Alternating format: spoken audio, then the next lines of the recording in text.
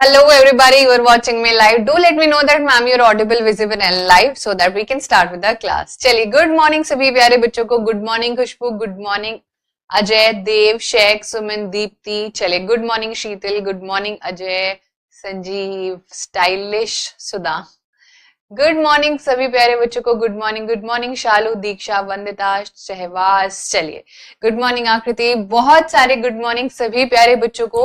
और आज की क्लास होने वाली है बहुत ही खास. ठीक है, ऐसा क्यों? क्योंकि हम लोग आपके लिए कुछ सरप्राइज ही लेके आए हैं. ठीक है, चलिए good morning, thank you so much. Okay, सब कुछ बढ़िया है, लाइव आ गए हैं, ऑडिबल है, विजिबल है, बढ़िया मजेदार. ठीक है, चलिए गुड मॉर्निंग नम्रता, गुड मॉर्निंग रेनू, दशरथ, प्रियंका, सपना, आरती, प्रिया. चलिए बहुत बढ़िया. आज की क्लास में करने वाले हिस्ट्री, और हिस्ट्री का 7th और 8th क्लास के कुछ चैप्टर्स जो हैं वो करने वाले हैं आज की क्लास में. और बस यही बात है, और बाकी क्या सरप्राइज लेके आए आइए एक बार देख लेते हैं. ठीक है, अच्छा पीडीएफ वगैरह मिल रही है, सारी चीजें. कुछ क्वेश्चंस भी प्रैक्टिस करने को दिए थे कल रात को 1 बजे लगभग जो है क्वेश्चंस दिए थे. 1 बजे नहीं, 9-10 बजे दे दिए थे. उसी के साथ साथ ये वाली जो पीडीएफ यहाँ पर पढ़ा रहे हैं, इसको यहाँ पर आप एक्सेस कर सकते हो. यहाँ पर आपको सारी डिटेल्स मिल जाएंगी. टेलीग्राम के लिंक शायद एक्सपायर हो गए, उसको अपडेट कर देंगे तो फिर आपको और ज्यादा अच्छी तरीके से सारी चीजें यहाँ पर अपडेट हो जाएंगी. साथ ही साथ हमने एक 30 डे चैलेंज भी लिया हुआ है कि how to clear CTET SST paper 2 में कैसे आपको क्लियर करना है. सीडीपी आप कर ही लोगे, हिमांशी में आपको सीडीपी करा देंगी. एसएसटी आप मेरे साथ कर रहे हो, और हिंदी इंग्लिश तुम इतने इंटेलिजेंट तो हो ही कि निकाल लोगे. ठीक है, ओके तो ये बातें हो गई हमारी पेपर 2 की, और एसएसटी पेपर 2 की हम लोग प्रिपेयर कर रहे हैं, और ये क्लास भी उसी की है. ठीक है, यहाँ पर कनेक्टेड रह सकते हो, पीडीएफ वगैरह यहाँ से आपको मिल जाएंगी. ठीक है, और उसी के साथ साथ आज जो सरप्राइज है आप लोगों के लिए वो क्या है, वो ये रहा स्क्रीन पर. ठीक है, चलो देखो इसको ध्यान से एक बार. कुछ दिक्कत पर दिखाई तो दे रहा होगा आई होप. तो यहाँ पर हम लोगों ने नेक्स्ट 10 डेज का प्लान आप लोगों के लिए बनाया है.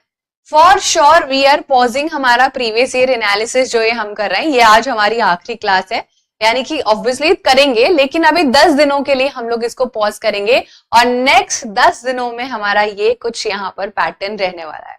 ठीक है, तो एक बार ध्यान से सुन लो अभी हम क्या क्या करने वाले हैं. 10 दिनों का प्लान देख लो, and this plan is going to be very very fruitful अगर आप दिल से इसको पूरा फॉलो करोगे. तो कल जो हमारी क्लास होने वाली है वो क्लास 6 to 8 हम एनसीईआरटी सिविक्स करने वाले हैं. मैम हम मैराथन जैसी कोई वीडियो करने वाले हैं. ठीक है, क्लियर नहीं दिख रहा है, कोई बात नहीं, थोड़ा सा जूम कर देते हैं आप सभी के लिए इसको. ठीक है, तो अब आई होप इट्स क्लियर. तो अगला जो हमारा कल जो हमारी क्लास होगी 21 नवंबर को, उसमें हम NCERT civics for class 6 to 8 complete करने वाले हैं. अब ऐसा बिल्कुल भी नहीं है कि हम पूरा का पूरा एनसीईआरटी यहाँ पर जो है साथ लेके बैठने वाले, लेकिन आप अपने सामने अपनी एनसीईआरटी लेके बैठ सकते हो. हम आपको हर चैप्टर की 1 पेज की समरी बताएंगे, और उस 1 पेज की समरी से आप पूरा का पूरा यहाँ पर चैप्टर ही निकाल सकते हो. ठीक है, उस 1 पेज से जितने भी आने वाले क्वेश्चंस होंगे वो आप सारे निकाल सकते हो. फिर वही 22 जो है नवंबर को हमारी ज्योग्राफी का हम लोग मैराथन करेंगे, यानी कि उसके ही अगले दिन.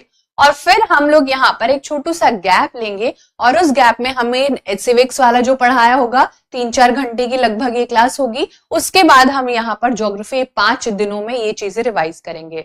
फिर 27 और 28 को आप देख सकते हो. 27 को हम हिस्ट्री करेंगे सेम 6 to 8 की, और जो एनसीईआरटी फोकस्ड ऑब्वियसली, और 28 को जितने भी यहाँ पर क्वेश्चन आपको पेडागोगी के देखने को मिलेंगे वो करने वाले हैं. ठीक है, और उसके बाद 29 और 30 को हम यहाँ पर 60 क्वेश्चंस के 2 मॉक करेंगे, जो कि आपको बिल्कुल ब्रांड न्यू क्वेश्चन और मोस्ट एक्सपेक्टेड क्वेश्चंस किस प्रकार से, कौन से टॉपिक से रिपीटेडली हर साल सवाल आ रहा है. जैसे आपको पता है ना, जो हमारा चट्टानों वाला रॉक वाला उससे हमेशा आता ही आता है. ग्रीनविच मीन जो टाइम होता है उससे हमेशा आता ही आता है सवाल, है ना. हिस्ट्री में आपको मॉडर्न हिस्ट्री से 3-4 सवाल देखने को मिलेंगे ही मिलेंगे.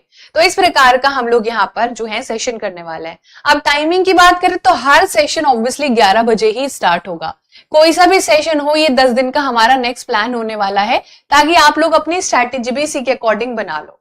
ठीक है, तो ये हमारा जो है रहेगा 11 बजे से कितने बजे तक चलेगी वो कोई भी नहीं कह सकता है. क्या पता शाम को 6-7 बजे तक चल जाए, क्या पता 3-4 बजे खत्म हो जाए.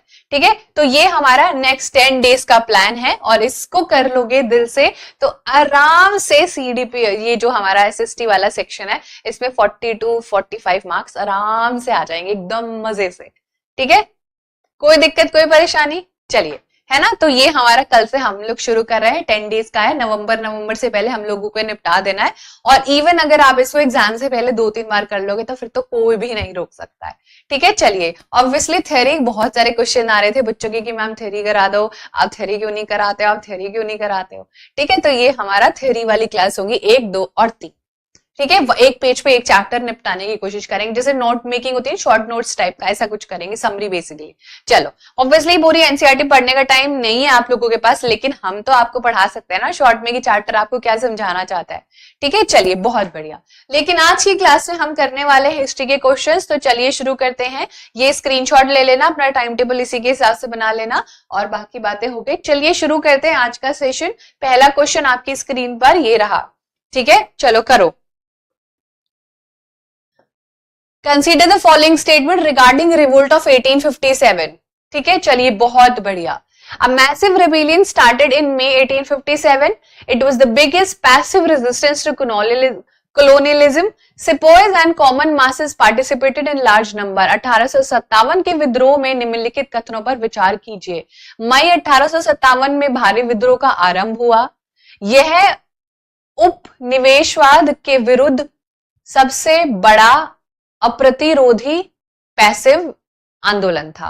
इसमें सिपाहियों और जनसाधारण ने बड़ी संख्या में भाग लिया। बताएं। चलो देखते हैं विच ऑफ द फॉलोइंग। अच्छा, इनकरेक्ट पूछा है भाई, इनकरेक्ट पूछा है। चलो बताओ जल्दी से आंसर क्या होगा। आंसर क्या होगा, हमसे इनकरेक्ट पूछा है। Incorrect, very important to be noted कि भाई सवाल के साथ ही पूरा खेला। इनकरेक्ट होगा। अब बताओ जल्दी से, क्या हमारा 1857 की क्रांति हमारी मई में हुई थी? आप क्या बोलोगे? एब्सोल्युटली करेक्ट मैम, ये हमारी मई में ही हुई थी। मई में हम लोगों ने देखा था किस प्रकार से पूरे की पूरी भारत में एक मैसिव हिंसा भड़क गई थी। तो ये तो बिल्कुल करेक्ट है, यानी कि जहां पर फर्स्ट होगा वो हमारा आंसर नहीं हो सकता। अब बताओ, ये हमारा बिगेस्ट पैसिव रेजिस्टेंस था, जो अंग्रेजों का शासन था उसके खिलाफ सबसे बड़ा था क्या ये?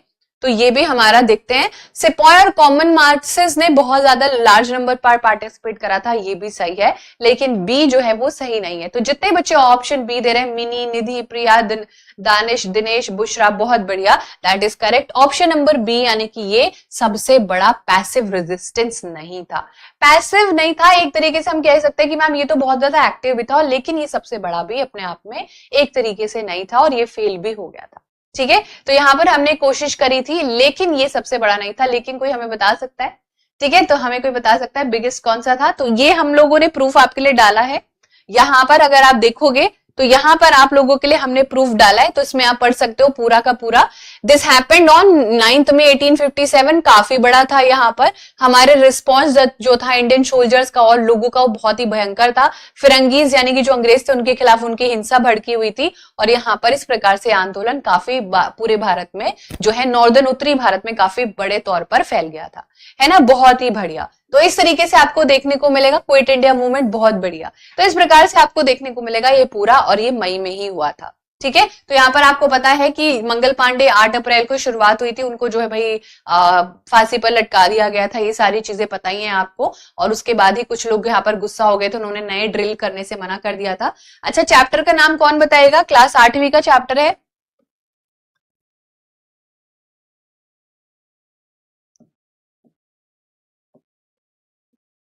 Why people revolt. ठीक है, बहुत इंपॉर्टेंट चैप्टर है, बहुत इंपॉर्टेंट चैप्टर है, करना है आप लोगों ने। ठीक है, चलिए, बहुत बढ़िया। क्लास 8 के एनसीईआरटी से है, और सीधा हमारे एनसीईआरटी से आया हुआ सवाल है। चलिए अगला क्वेश्चन करते हैं फटाफट से, करो जल्दी से अगला सवाल।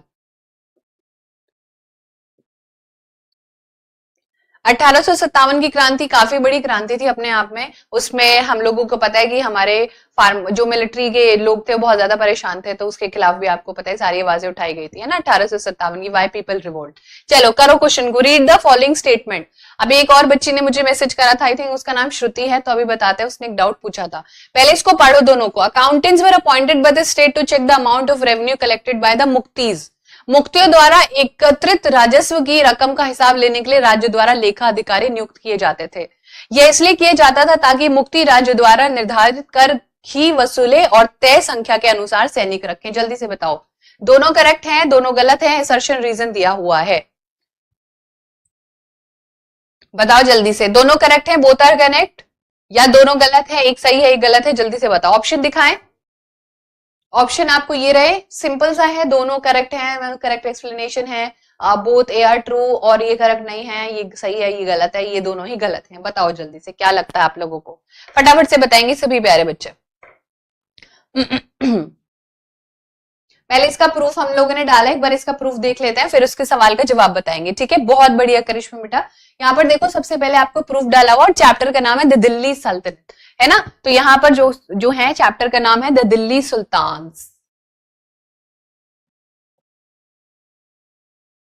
चैप्टर ये बहुत ही ज्यादा जरूरी है। अब हम लोगों को यहाँ पर एक चीज समझनी पड़ेगी कि हम लोग जब यहाँ पर पूरा का पूरा ये चैप्टर कर रहे थे, तो अब इस चैप्टर में हमें क्या समझाया गया है। इस पूरे चैप्टर में ये जो हमारा चैप्टर है, ये हमारी क्लास 8 का जो है चैप्टर नंबर 3 है, ठीक है, या 7th का है, एक बार इसको चेक कर लेना, शायद 7th का है। ये चैप्टर नंबर 3 है हमारा, द दिल्ली सुल्तान्स। इसमें हम लोगों को ये दिखाया गया है कि दिल्ली को किस तरीके से कैप्चर करा गया, कौन कौन से राजस्व जो है यहाँ पर लगाए जाते थे, किस प्रकार से राज चलाया जाता था। जैसे कि हम प्रीवियस क्लास में देखते हैं कि गुजर प्रतिहाराज होते थे, है ना, राजपूत होते थे, ऐसे ना धीरे धीरे धीरे करके उनका पतन होता गया और दिल्ली में कुछ लोग यहाँ पर अटैक करके वहां पर अपना साम्राज्य बनाने लग जाते हैं। लेकिन जब वो अपना साम्राज्य बना रहे होते हैं, कुतुबुद्दीन ऐबक आ रहा है, इल्तुतमिश आ रहा है, रजिया सुल्तान आ रही है, उसके साथ साथ, हाँ 7 का है, तो यहाँ पर हमें पता चलता है कि अब दिल्ली किसी और के हाथ में जाने वाली है, और दिल्ली जब किसी और के हाथ में जाती है तो वो अपना प्रशासन भी यहाँ पर बदलते हैं, और उसी प्रशासन को चेंज करते करते हमें एक मुक्ति शब्द सुनाई देता है, ठीक है। प्रशासन मतलब जो एडमिनिस्ट्रेशन होता है, क्योंकि ये लोग बहुत बढ़िया एडमिनिस्ट्रेशन चलाते थे, इन्होंने भारत पर अटैक करके सारी चीजें करी हैं, वो बात तो बिल्कुल सही है, लेकिन ये प्रशासन बहुत बढ़िया चलाते थे, अभी बता रहे हैं बिल्कुल, ठीक है। अब देखना ध्यान से क्या बता रहे हैं, अगर आप इसको थोड़ा सा भी जूम आउट करोगे तो ये आपको यहाँ पर देखने को मिल जाएगा। आप लोग ये जो है चैप्टर डाउनलोड कर लेना, द दिल्ली सुल्तान्स, और 39 पेज नंबर पर ही आपको ये मिल जाएगा, पढ़ेंगे थोड़ा सा तो देखो हिंदी में बता रहे हैं, सुल्तान होते थे, खिलजी डायनेस्टी चल रही थी, तुगलक डायनेस्टी चल रही थी, और ये लोग ना अलग अलग मिलिट्री कमांडर्स बनाते थे, ठीक है, समझ लिया। और इन कमांडर्स को कुछ जमीन देते थे, और इन जमीन को इक्ता कहते थे, क्या कहते थे, इक्ता कहते थे। उसी के साथ साथ देयर होल्डर वर कॉल्ड इक्तादार, तो ये जो जमीन का टुकड़ा होता था, जो इसका मालिक होता था, उसको इक्तादार कहते थे, ठीक है। जैसे कि ठेके लेने वाले को ठेकेदार कह देते हैं कि भैया तुमने ठेका लिया सड़क बनवाने का तो तुम ठेकेदार हो गए, है ना, इस प्रकार से। अब इन्हीं इक्तादार को ही मुक्ति कहते थे, बस यही पूरी कहानी है। अब यहीं पर हमारी एनसीईआरटी का सीधा दिया हुआ है statement, the duty of the muqtis was to lead military campaigns and maintain law and order in their iqtas. उनको अपने जो भी जमीन दी है, जो भी राजा ने, सुल्तान ने जमीन दी, उसको संभाल के रखो, उसको बचा के रखो, और वहां से पूरा टैक्स भी कलेक्ट करो और अपना उस टैक्स को एज अ सैलरी रख लेना।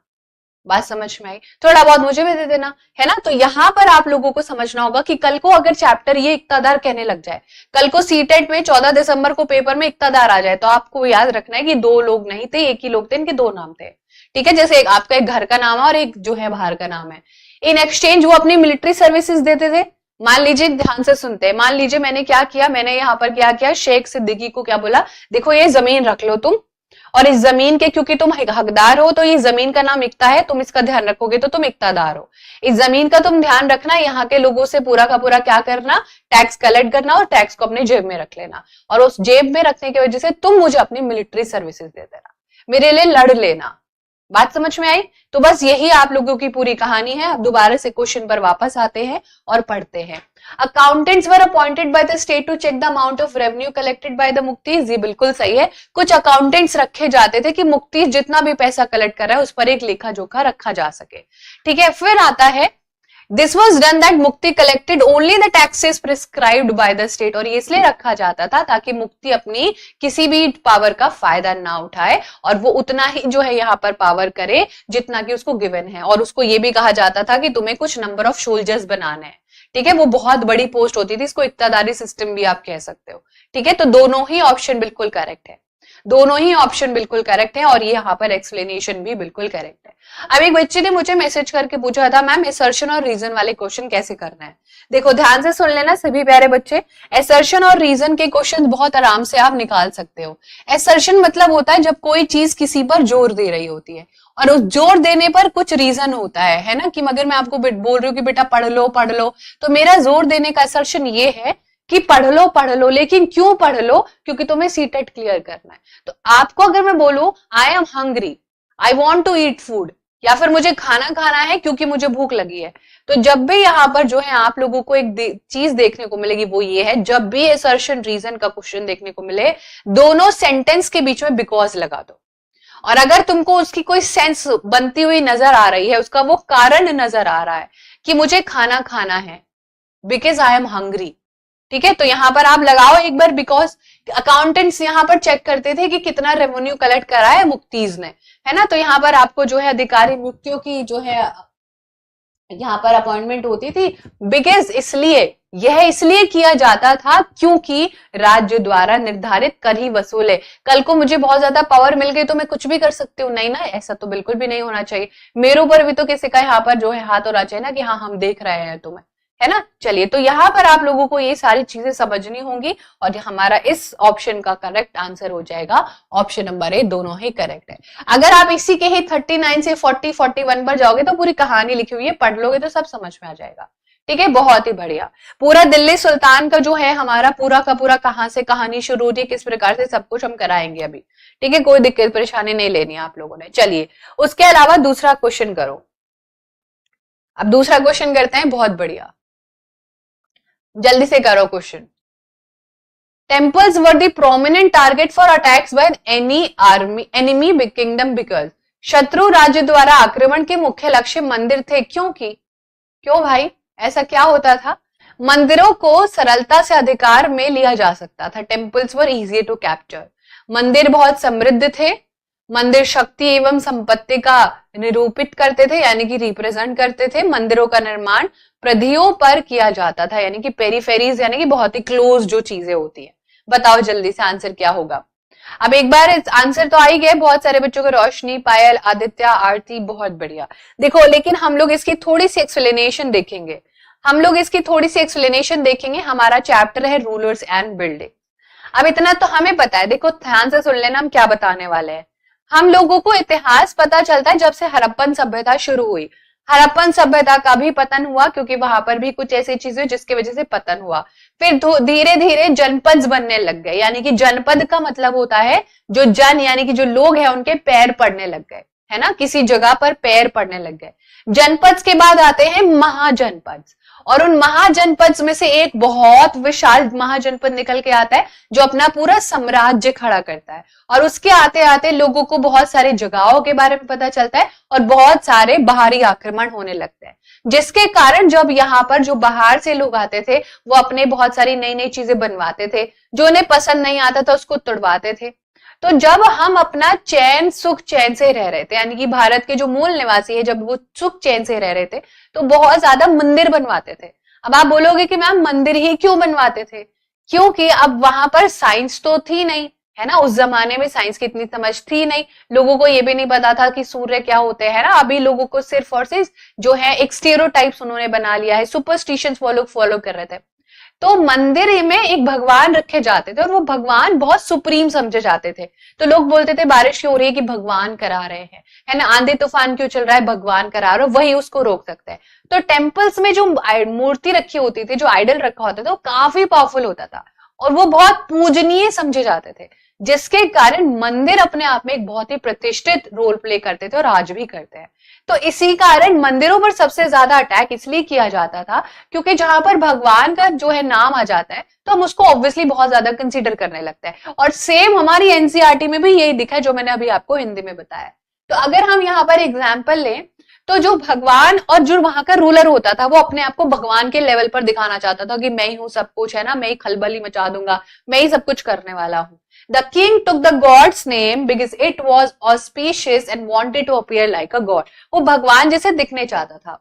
तो यहाँ पर आप लोगों को देखने को मिलेगा, यहीं पर हम लोग थोड़ा सा नीचे जाएंगे तो सारी चीजें आपको देखने को मिलेगी कि इसीलिए यहाँ पर आपको जो है वर्शिप किया जाता था, क्योंकि ये हम लोगों को बहुत ज्यादा वेल्थ दिखाते थे, बहुत ज्यादा यहाँ पर हम लोगों को वर्शिप जब हम करते थे तो ये बहुत ज्यादा वेल्थ और पावरफुल समझा जाता था, क्योंकि उससे ऊपर तो कोई है नहीं, है ना, उससे ऊपर तो कोई है नहीं। तो यहीं पर हमारा ये जो है पूरा का पूरा इसी पेज नंबर पर हम लोगों को ये पूरी कहानी 63 पर दी हुई है, इसको एक बार पढ़ लेना और यहीं पर जो है पूरा का पूरा मेंशन्ड है, ये देख लो पूरा का पूरा। इसके बाद पूरी कहानी शुरू होती है, पहले एक sentence, they were also meant to demonstrate the power wealth and devotion of the pattern, यानी कि वो प्रतिष्ठा सम्मान भी दिखाते थे। ठीक है, तो यहाँ पर आपको देखने को मिलेगा कि हमारा क्या है, टेम्पल्स रिप्रेजेंट करते थे पावर एंड वेल्थ। बिल्कुल करेक्ट आंसर होगा ऑप्शन नंबर सी।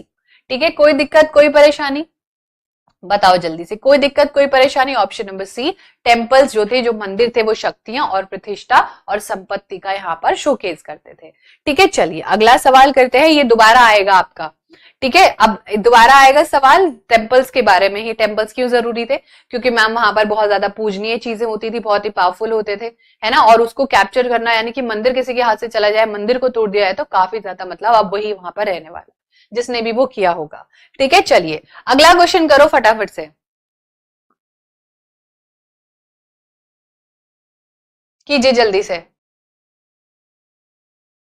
ठीक है, ठीक है, चलिए फटाफट से करते हैं। ओके, बिल्कुल Afreen, I agree with that. These देखो हमारी एनसीईआरटी में ना बहुत ऐसी चीजें हैं जो नहीं ऐड की जा सकती है। We need to get rid of all these things that can implant the seed of religion, है ना, जो कि धर्म के आधार पर हमें बहुत सारी चीजें बच्चों को सिखाने पर जो है मतलब ठीक है वो लेसन है, और ये lesson at the end of the day यही बता दें कि देखो हम लोग जो है बाहरी आक्रमणों की वजह से जो है बहुत ज्यादा पीछे रह चुके हैं, आपको तो पता ही है। But definitely I agree, NCERT में थोड़ा चेंज करने की नीड है ना, मोर जो है लॉजिकल जो है चीजें हम लोगों को ऐड करने की बहुत ज्यादा जरूरत है। लेकिन चलो हमें क्या डिबेट करना है इस सारी चीजों पर, है ना, हमें तो पढ़ना और पेपर क्लियर करना है। चलिए करते हैं। स्वदेशी मूवमेंट होता है बंगाल में 1905 में। अच्छा, this in which region this particular movement was known as Vande Mataram movement. इसको एक जगह पर स्वदेशी मूवमेंट के जगह वंदे मातरम मूवमेंट कहा जाता है। ठीक है, क्या वो बिहार में कहा जाता है, उत्तर प्रदेश में, महाराष्ट्र में, या फिर आंध्र प्रदेश में? ठीक है, बहुत बढ़िया, बहुत ही बढ़िया। ठीक है, चलिए चलिए इसको एक बार देखते हैं। यहाँ पर ये हमारा पूरा का पूरा चैप्टर है और ये बहुत ही इंपॉर्टेंट चैप्टर है। ठीक है, तो यहाँ पर हम लोगों को बहुत इंपॉर्टेंट चैप्टर देखने को मिलेगा। इसको थोड़ा सा जूम इन कर देते हैं। अगर आप यहाँ पर देखोगे, ये जो हमारे बाल गंगाधर तिलक जी दिए हुए हैं पिछले ही यानी कि 7 जुलाई को जो पेपर हुआ था, ध्यान से सुनना, 7 जुलाई को हमारा एक पेपर हुआ था बीसी टेट का, 7 जुलाई को। इसी 7 जुलाई की जो है डेट में आप लोगों को देखने को मिलेगा कि यहाँ पर एक जो है कहावत मतलब एक फिगर दिया हुआ है, दैट इज हमारे बाल गंगाधर तिलक जी। काफी बड़े रेडिकल थे ये, है ना। इन्होंने क्या किया था, एक्सट्रीमिस्ट थे ये, और इनका एक न्यूज़पेपर था केसरी। ये सवाल ही आ गया था, तो आप समझ सकते हो कि किस प्रकार से यहाँ पर हम लोगों को,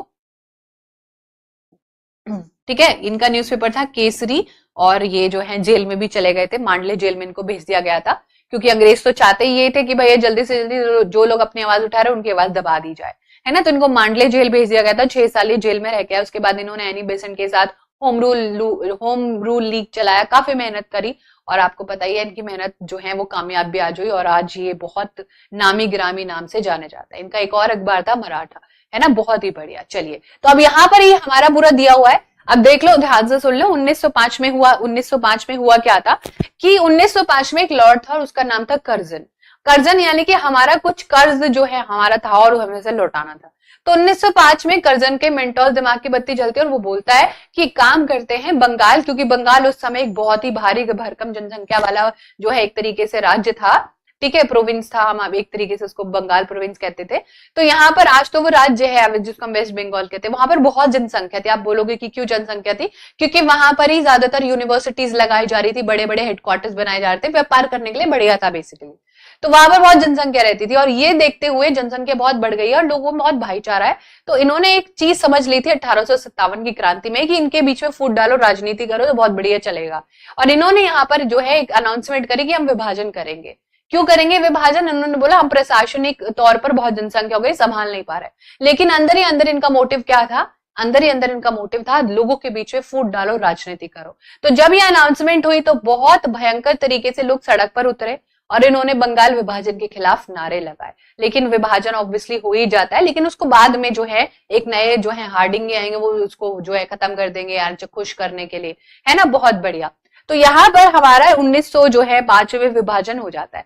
तो जब हमें पता चलता है कि अच्छा विभाजन होने वाला है, तो हम बिल्कुल खुश तो नहीं होते ऐसे सुन के, और बहुत सारे लोग सड़कों पर उतर जाते हैं और पहली बार वंदे मातरम जैसे शब्द जो है वो इस्तेमाल किए जाते हैं। ठीक है। अब यहाँ पर ये जो शब्द है वंदे मातरम, ये काफी ज्यादा जो है इसके नारे लगाए जाते हैं, ध्यान से सुनना। लेकिन ये कौन बताएगा कि वंदे मातरम लिया कहां से गया था? ये जो फ्रेज है, ये जो यहाँ पर वर्डिंग है, ये लिया कहां से गया था? वैसे एक बार पढ़ देते हैं, आपको सारी चीजें बता देते हैं। जो पार्टीशन था वो पूरे भारत में लोगों के दिलों में बैठ गया था, लोग प्रदर्शन करना चाहते थे और वो इससे बचना चाहते थे। ऑल सेक्शन ऑफ कांग्रेस, चाहे वो मॉडरेट हो, चाहे वो रेडिकल हो, चाहे वो एक्सट्रीमिस्ट हो, सबने उसके खिलाफ आवाज उठाई। बहुत सारे लोगों ने मीटिंग्स करी, हड़तालें करी और वो सड़कों पर उतर गए। अलग अलग जगहों पर जो है इसको अलग अलग नाम दिया गया, लेकिन बंगाल में इसको स्वदेशी मूवमेंट कहा गया, क्योंकि स्वदेशी चीजें इस्तेमाल करने को, स्वयं के देश में बनी हुई चीजों को इस्तेमाल करने के लिए लोगों को बोला गया। लेकिन आंध्र प्रदेश में इसको वंदे मातरम मूवमेंट बोला गया। यहीं से ही सवाल दे दिया हम लोगों को। अब ये जो वंदे मातरम है, ये एक किताब है आनंद मठ, हमारे बंकिम चंद्र चट्टोपाध्याय जी की किताब है। आनंद मठ से ये लिया गया जो फ्रेज था वंदे मातरम, ये सड़कों पर लगाया जाता था। और जब ये खबर बंगाल से आंध्र प्रदेश पहुंची तो ऑब्वियसली लोगों को स्वदेशी मूवमेंट नहीं पहुंची। जैसे व्हाट्सएप पर चीजें फॉरवर्ड हो जाती है ना, फटाफट सारी चीजें पता चल जाती है ना। तो हमारी मम्मी हमें बोलती कि बेटा धनिया ले आना, लेकिन तुम उसके बदले में पुदीना ले आओ। तो वही वाली बात है, बहुत बार हम चीजों को भूल जाते हैं। हल्का हल्का लैंग्वेज में जो आपको चेंज देखने को मिलता है ना हर किलोमीटर बाद। एक ऐसे कहा जाता था कि उसको बताया तो कुछ ज्यादा था, लेकिन जब वो वहां जाता था तो वो भूल जाता था कि क्या बोला, तो उससे मिलता जुलता शब्द इस्तेमाल कर लेता था। तो यहाँ पर जब वंदे मातरम बंगाल में नारे लग रहे थे तो इसकी आवाज जो है एक तरीके से वंदे मातरम के नारे आंध्र प्रदेश तक भी पहुंचते, और आंध्र प्रदेश के लोग यहाँ पर वंदे मातरम इसको कहते हैं, स्वदेशी मूवमेंट को ही। लेकिन बंगाल में यही स्वदेशी मूवमेंट चल रहा होता है, जिसमें रविंद्रनाथ टैगोर, बंकिम चंद्र चट्टोपाध्याय, बहुत सारे नामी ग्रामी, बाल गंगाधर तिलक, लाला लाजपत राय, बहुत डेफिनेटली एक जो है बहुत इंटरेस्टिंग है चीजें पढ़ने के लिए। ठीक है। तो आंध्र प्रदेश में इसके नारे पहुंचते पहुंचते वंदे मातरम बहुत बड़ा नारा था, ये जो स्वदेशी मूवमेंट का नारा था। ठीक है। चलिए ओके, तो ये हमारा पूरा डिटेल में करा दिया, एक एक्स्ट्रा इन्फॉर्मेशन भी दे दी। न्यूज़पेपर आया है 7 जुलाई पे। कल को नहीं पता कि हमसे क्या ही पूछ ले, है ना। कल से हम पिछले सेशन में इसने हमसे एडमिनिस्ट्रेटिव कन्वीनियंस वाला सवाल भी पूछा हुआ है। तो ये पेज, ये चैप्टर ही बहुत इंपॉर्टेंट हो जाता है, ये चैप्टर ही हमारा बहुत ज्यादा इंपॉर्टेंट हो जाता है। तो यहाँ पर आप इस चैप्टर का नाम लिख लेना, चैप्टर नंबर 12 है ये, क्लास 8 का। ठीक है, चैप्टर नंबर 12 है, बहुत ज्यादा जरूरी है। आज की क्लास में हम इसको पीडीएफ में डाल देंगे। ठीक है, आज ग्रुप में इसको पीडीएफ डाल देंगे, इसका आज का टास्क दे देंगे, ये वाला बहुत इंपॉर्टेंट है। आधी मॉडर्न हिस्ट्री से हो जाएगी, 70% मॉडर्न हिस्ट्री से हो जाएगी। चलिए बहुत बढ़िया, अगला क्वेश्चन करते हैं। अगला क्वेश्चन करो फटाफट से। जिस चैप्टर से ये सवाल आया वो भी बहुत जरूरी है, करो जल्दी से। चलिए ठीक है, the making of the national movement, बहुत बढ़िया। एग्जाम्पल इसलिए इतने अच्छे होने चाहिए ताकि एग्जाम में आप लोगों को ये बातें याद रहे, ये हुई है सच में, लोगों ने फील करा हुआ है इन चीजों को, है ना। उन्होंने जिए ये चीजें, हमें तो चलो फिर भी बस कुर्सी पे बैठ के पढ़ना पड़ रहा है, लोगों ने डंडे खाए। अगर आप लाला लाजपत राय जी की कहानी पढ़ोगे ना तो रोते रोते आंसू भी नहीं रुकेंगे तुम्हारे, इतना स्ट्रगल करा है। किस लिए? ताकि आने वाली जनसंख्या बहुत आजाद रहे, है ना। लाठी चार्ज हो गया था, इतनी बूढ़ी उम्र हो चुकी थी उनकी स्ट्रगल करते करते कि रोंगटे खड़े हो जाते हैं ऐसी बातें पढ़ते पढ़ते। बाल गंगाधर तिलक जी ने कितना स्ट्रगल किया, गांधी जी ने देखो कितना स्ट्रगल किया यहाँ पर, है ना। चलिए, in the constituent assembly the famous statement political democracy had to be accompanied by economic and social democracy. अच्छा, जब हमारा संविधान बन रहा था, हमारी जो कॉन्स्टिट्यूंट असेंबली बनाई गई थी हमारे संविधान के लिए कि जाओ सिमरन जी लो अपनी जिंदगी और अपना संविधान बना लो। संविधान बनाने के लिए इन्होंने हमसे कितने बेलन जो है रोटी बिलवाई है ना, सोच भी नहीं सकते हो। जब भी हम इनसे बोलते थे हम अपना संविधान खुद बना लेंगे, नहीं नहीं हम आपकी मदद करेंगे आपका संविधान बनवाने में। चलो करते हैं इसको। देखो आप सबसे ध्यान से पहले सुनो, यहाँ पर एक ऐसे व्यक्ति हैं जो ये कह रहे हैं, देखो मैं समझता हूं कि आप मुझे पॉलिटिकल डेमोक्रेसी देना चाहते हो, यानी कि राजनीतिक लोकतंत्र देना चाहते हो, लेकिन मैं बिल्कुल भी नहीं मानूंगा जब तक मुझे आर्थिक और सामाजिक लोकतंत्र नहीं मिलेगा। समझ रहे हो? अब आप बोलोगे कि मैम आर्थिक लोकतंत्र कैसा होगा कि हर किसी के बीच में अमीर बनने का मौका मिले, हर किसी को आगे बढ़ने का मौका मिले। सामाजिक लोकतंत्र क्या है? जहां पर समाज में भी लोग बराबर हैं, छोटे बड़े का कोई भेदभाव नहीं है, है ना? आप कैसे दिखते हो उसका भेदभाव नहीं, जाति के आधार पर कोई भेदभाव नहीं। और ये कौन कह सकता है? वो आप गैस कर लो, कौन कह सकता है? जिनको हम father of our Indian constitution कहते हैं, जिनको कि हम बहुत ही ज्यादा नूह नाम से जानते हैं, जिन्होंने हमारी दलित कम्युनिटी के लिए काफी बड़ा योगदान दिया है। लेकिन हम लोग तो आपके लिए प्रूफ भी लेके आए हैं। ये भी हमारा क्लास 8 का एक पूरा कंसेप्ट है। अब सुन लो ध्यान से, इस चैप्टर को करने के बाद मॉडर्न हिस्ट्री मतलब हलवा, इतना इंपॉर्टेंट है ये चैप्टर, इतना इंपॉर्टेंट है कि सोच भी नहीं सकते हो। जब हमारी कॉन्स्टिट्यूएंट असेंबली बनाने का आदेश आया था, आदेश ही आया था, समझ रहे हो? अपने ही देश में आदेश, हाँ अंग्रेजों ने बोला कि ठीक है अपना संविधान बना लेना, अपने ही देश के लोगों को। तो जब जो है संविधान में आया था हमारा आदेश, तो हमारे कॉन्स्टिट्यूएंट असेंबली में 299 मेंबर थे। कितने? 299 मेंबर थे।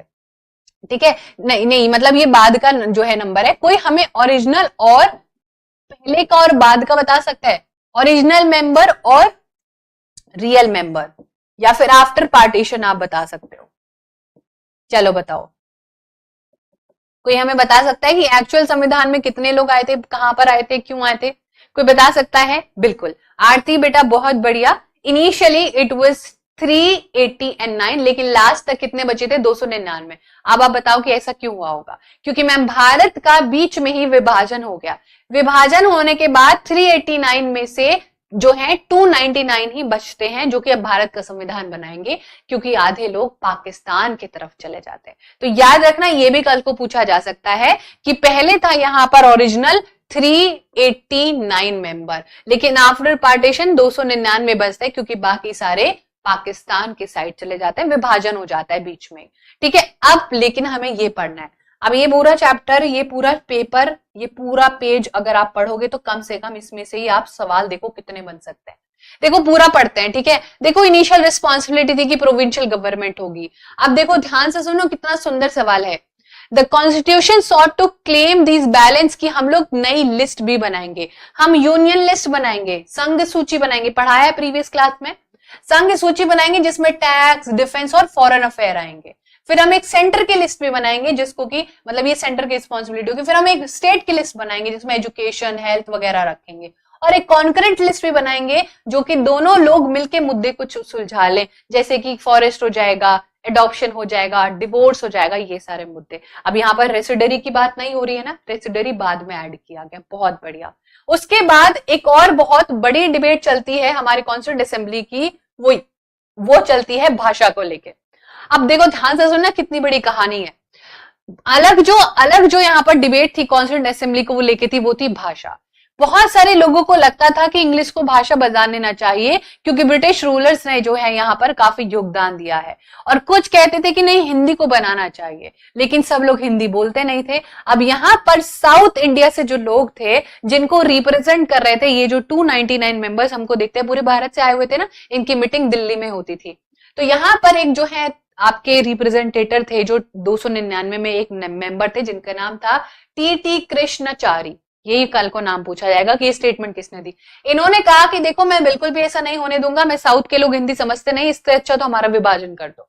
साउथ के लोग हिंदी नहीं समझते, तो बहुत सारी बहस होने के लिए क्या हुआ कि उन्होंने बोला कि अगर हिंदी लगा दी तो हम अपना अलग विभाजन कर लेंगे, और फिर फाइनली कॉम्प्रोमाइज होता है, तो हिंदी को ऑफिशियल लैंग्वेज बनाया जाता है, और जो भी बाकी काम होंगे कोर्ट के, पुलिस स्टेशन में, कम्युनिकेशंस में, एक स्टेट के बीच, एक स्टेट के दो राज्यों के बीच में जो बातचीत होगी वो इंग्लिश में होगी। और इसीलिए आज भारत की कोई ऑफिशियल या नेशनल लैंग्वेज नहीं है। दोनों ही काम जो है होते हैं as per Indian constitution, India do not have any national language. Hindi is the official language, बाकी जो काम होंगे वो इंग्लिश में हो रहे हैं। ठीक है, तो both can be considered as official language, लेकिन एज पर दिस पर्टिकुलर हमारा ऑफिशियल लैंग्वेज हिंदी ही समझा जाएगा, लेकिन बहुत सारे काम इंग्लिश में भी होते हैं। ठीक है, नेशनल लैंग्वेज नहीं है भारत का, कोई नहीं है। ठीक है, ऑफिशियल है काम काज करने के लिए। अब आ जाते हैं हमारा सवाल क्या पूछा है, कल को यहीं से सवाल आ जाएगा, बिल्कुल आ जाएगा। Many Indians contributed to the framing of constitution, बहुत बढ़िया, बहुत लोगों ने अपना कंट्रीब्यूशन दिया। परहैप्स हमारे प्यारे बी आर अम्बेडकर जी जो चेयरमैन थे ड्राफ्टिंग कमेटी के, उन्होंने एक बहुत ही बढ़िया स्टेटमेंट दी है। देखो मैं ये कहता हूं कि आप राजनीतिक लोकतंत्र तो दे रहे हो, लेकिन मुझे इकोनॉमिक और सोशल डेमोक्रेसी भी चाहिए। लोगों का वोट देने का अधिकार, उनको इनइक्वालिटी से गरीब और अमीर का भेदभाव कम करना, लोअर कास्ट अपर कास्ट में कोई भेदभाव ना हो, मैं ऐसा संविधान अपने भारत के देश के लोगों के लिए देखना चाहता हूं। ठीक है, तो ये यहां पर है। उसके बाद ये देख लो, यहां से भी कल को क्वेश्चन आ जाएगा। बाबा साहब किनको कहते थे? बी आर अम्बेडकर जी को ही कहते थे। वो कहां से बिलोंग करते थे? मराठी स्पीकिंग दलित फैमिली से बिलोंग करते थे। एक लॉयर थे, एक इकोनॉमिस्ट थे, और इनको रिवर्ड लीडर ऑफ दलित कहा जाता है, और इनको father of our Indian constitution भी कहा जाता है। तो कल को अगर यहाँ पर आ जाएगा बेटा सवाल, तो आप यहां से भी कर सकते हो। तो ये पूरा चैप्टर बहुत इंपॉर्टेंट है, इसको भी आपने करना ही करना है। अब आ जाते हैं वापस सवाल पे। अब वापस सवाल करो, किसने कही है ये स्टेटमेंट, अब खुद से करो। पूरी कहानी समझा दी, ठीक है, पूरी कहानी मैंने आपको समझा दी। यहां पर कोई दिक्कत परेशानी नहीं आनी चाहिए, ठीक है, बहुत बढ़िया। तो आंसर क्या हो जाएगा? आंसर हो जाएगा सी, बिल्कुल सही है। अभी जो मैंने आपको चैप्टर बोला था, इंडिया आफ्टर इंडिपेंडेंस और the making of national movement, ये दो चैप्टर हैं बहुत जरूरी। जब हम हिस्ट्री का मैराथन करेंगे तो उसमें ये हम करेंगे पूरा। ऑब्वियसली आप लोग एनसीईआरटी लेके बैठ जाना, हम आपको बिना एनसीईआरटी के शॉर्ट नोट्स बनवाएंगे, समरी करवाएंगे, ठीक है। चलिए, जिसको क्या बैठे बैठे सुन भी सकते हैं, जिन लोगों को बहुत ज्यादा रिस्पॉन्सिबिलिटी निभानी है अपनी लाइफ में, वो सिर्फ ऑडियो सुन के भी इन चीजों को कर सकते हैं, है ना। देखो हर किसी के अपने अपने चैलेंजेस होते हैं, कौन किन हालातों से लड़कर पढ़ाई कर रहा है, हम बिल्कुल भी जज नहीं कर सकते किसी को, है ना। लेकिन बस यही कि साथ दे सकते हैं आप लोगों का तहे दिल से, है ना। कल से शुरू हो रही है हमारी सारी चीजें। चलो करो क्वेश्चन। अब बताओ, who among the following authors wrote about Harshvardhan, निम्नलिखित में से किस लेखक ने हर्षवर्धन के विषय में लिखा था? रवि कीर्ति, जुआनगैंग, फाजियान, या फिर बताओ कौन? तीनों, या फिर एबीबीसी, एसीएबीसी?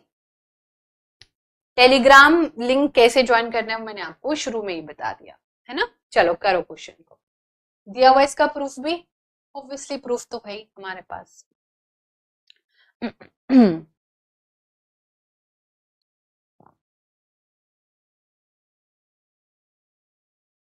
चलो करो फटाफट से। अब बहुत बच्चों को ना यहाँ पर जो है डी लग रहा है, सी लग रहा है, बी लग रहा है, ए लग रहा है। इसको थोड़ा सा पढ़ते हैं, ठीक है, इसको थोड़ा सा पढ़ते हैं। ये हमारा चैप्टर है जो हमें बहुत सारी चीजें सिखाता है, ये चैप्टर है हमारा।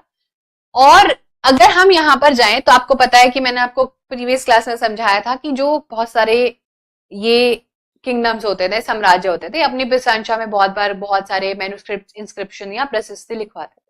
इसी प्रकार से एक राजा आता है, राजा हर्षवर्धन, और हर्ष में एक खुशी छुपी है ना। तो ध्यान से सुनना आप क्या कह रहा है यहाँ पर। अब इसमें समुद्रगुप्त भी थे, इसमें ये भी थे, लेकिन समुद्रगुप्त के बाद हमें गुप्ता जो है यहाँ पर समझ में आया। गुप्ता में हमने इंस्क्रिप्शन पढ़े, कॉइन्स पढ़े, सब कुछ। हर्षवर्धन जो लगभग 1400 से पहले आए थे, 1400 साल पहले रूल कर रहे थे, उनके कोर्ट में एक पोइट था जिसका नाम था बाण भट्ट, ठीक है, ध्यान से सुन लेना। उनका नाम था बाण भट्ट, यहाँ पर आपको दिखाई दे। अब I hope it's clear. His court poet बाण भट्ट ने उनकी बायोग्राफी लिखी थी हर्षचरिता संस्कृत में। कल को यहीं से सवाल आ जाएगा कि बाण भट्ट किसने लिखी, कौन सी भाषा में लिखी है। वो हमें हर्ष की क्या क्या उसने चीजें करी, किस प्रकार से उसका यहाँ पर पतन हुआ, सब कुछ बताता है। फिर उसके बाद यहाँ पर जो है नाम दिया हुआ है, जो कि हमने अगले चैप्टर्स में यहाँ पर एक नाम दिया है। ये जो हम लोगों को यहाँ पर नाम दिख रहा है, ठीक है, जुआन जैंग जो नाम है, ये हम लोगों को थोड़ी बहुत डिटेल हर्षवर्धन के टाइम की बताता है, ठीक है। ये जो हम लोगों को यहाँ पर नाम दिख रहा है, ये हमें हर्षवर्धन के टाइम की चीजें बताता है। उसके बाद बताता है कि भाई कैसे वो एल्डेस्ट जो है सन नहीं था, बट फिर भी वो यहाँ पर सब कुछ चीजें हासिल कर लेता है। और इसी के ही अगले पेज पर अगर आप जाओगे, इसी के ही अगर आप अगले पेज पर जाओगे तो, अच्छा अगला पेज नहीं है क्या? इसका ही 39 है ना, ये 114, इसी के 115 नंबर पर जाओगे तो सारी चीजें आपको मिल जाएंगी। यहाँ पर आपको सारी चीजें मिल जाएंगी, और ये आप लोगों को बताओ अब आंसर क्या होगा। यानी कि एक नाम तो है हमारे पास, और अगर हमारे पास एक नाम इस पीडीएफ में हम लोगों से मिस हो गया है, यानी कि हमें 115 पेज नंबर भी अगर आपके पास है तो जल्दी से लेके आ जाओ अपनी पीडीएफ, ठीक है, अपनी पीडीएफ जल्दी से लेके आ जाओ। अब देखो यहाँ पर ये जो दो नाम है रवि कीर्ति और जुआन गैंग, और यानी कि ये नहीं है, ऑप्शन नंबर सी हमारा नहीं है इसमें मेंशन। अब 115 पेज नंबर अगर आप लेके आ जाओ तो आप देख पाओगे कि रवि कीर्ति ने भी यहाँ पर डिस्कशन किया है, डेफिनेटली किया है। अगर आप इसी के 115 पेज नंबर पर जाओगे तो वहां पर रवि कीर्ति ने भी दिखाया है कि किस प्रकार से यहाँ पर उसका साम्राज्य, उसका प्रशासन चलाया जाता था, और किस प्रकार से रवि कीर्ति ने कहा है कि हर्ष जिसके नाम में खुशियां छुपी थी, अब अटैक होने के बाद उसकी जिंदगी से वो खुशियां चली गई है ना। तो ये हम लोगों को दोनों नाम देखने को मिलता है, लेकिन ऑप्शन नंबर जो सी है वो देखने को नहीं मिलता है। लेकिन ये कौन बताएगा कि ये किससे रिलेटेड थे? आज का होमवर्क है, ठीक है, ये आज का होमवर्क है, ये आपको बताया, ठीक है। बहुत बढ़िया। नेक्स्ट पेज पे दिया हुआ है रवि कीर्ति ने क्या स्टेटमेंट दी हर्षवर्धन के लिए, वो 115 पेज नंबर पर आप जाके देख लेना। इसमें शायद वो पीडीएफ हमारी पेज ना मिस हो गई है, साइड में लगाई थी, लेकिन वो यहाँ पर जो है थोड़ी सी मिस हो गई, बट कोई बात नहीं। अगला क्वेश्चन करते हैं, चलो करो, अगला क्वेश्चन करो फटाफट से, ठीक है। बहुत बढ़िया सुमन, चलिए बहुत ही बढ़िया। था तो वो पुलकेशन का ही, लेकिन उसने हर्षवर्धन के बारे में भी कुछ बातें बोली हुई हैं कि हर्ष, आप पढ़ लेना, वो पूरा स्टेटमेंट ऐसे करके दी हुई है। अगर आप एनसीईआरटी का अगर आपके पास है तो उसमें कुछ इस प्रकार से यहाँ पर ऑब्लिक करके ऐसे वो स्टेटमेंट लिखी हुई है रवि कीर्ति ने, जो हर्षवर्धन के बारे में कही है। तो बेसिकली उसमें ये तो लिखा था किसने क्या क्या चीजें लिखी थी, सिंगल हो भी नहीं सकता था आंसर, हमें कॉम्बो बनाना ही था। चलिए रीड द स्टेटमेंट करनी है एंशिएंट इंडिया से, प्राचीन भारत की कुछ बातें हैं। Puranas were meant to be heard by everybody including women and Shudras. पुराणों का पाठ प्रत्येक व्यक्ति के सुनने के लिए था, स्त्री व शूद्र भी इसे सुनते थे।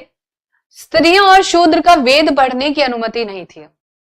कितने वेद हैं हमारे पास, कितने पुराण हैं, क्या है? विष्णु पुराण, अथर्व जो है वेद, ऋग्वेद, ठीक है। चलिए जल्दी से बताएंगे।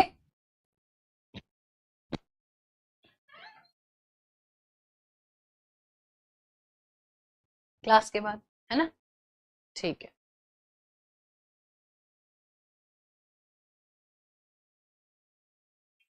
ठीक है चलो बताओ अब जल्दी से। दोनों करेक्ट है, दोनों इनकरेक्ट है मैम, बोथ आर ट्रू। चलिए इसको कर देखो। Puranas were meant to be heard by everybody. अब पुराणों में क्या लिखा होता था? अरे वाह, क्वेश्चन थोड़ा टेढ़ा हो रहा है ना, तुम्हें भी टेढ़ा लग रहा है, चलो छोड़ो, जो है जैसा है वैसा रहने देते हैं, पहले इसका प्रूफ देख लेते हैं। अब हमारा ये जो चैप्टर है, इस चैप्टर में भी ये दिखाया जाता है, ये जो चैप्टर है हमारी क्लास जो है का, इसमें भी हमें ये दिखाया जाता है कि किस प्रकार से जो बुक्स होती थी, जो राइटिंग्स होती थी, उनमें क्या क्या लिखा होता था, समाज कैसे चलता था, सारी चीजें यहाँ पर गिवन है। आइए इसको पढ़ते हैं। A number of Hindu religion story, सब कुछ लिखा हुआ है। दीज इंक्लूड्स द पुराण, ठीक है, पुराण होते थे।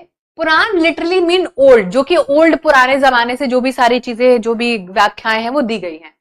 The Puranas contain stories about God and goddess, Vishnu, Shiva, Durga और पार्वती। यानी कि पुराणों के बारे में ये सारी जो ना, विष्णु पुराण, शिव पुराण, दुर्गा पुराण, ये सारी बातें।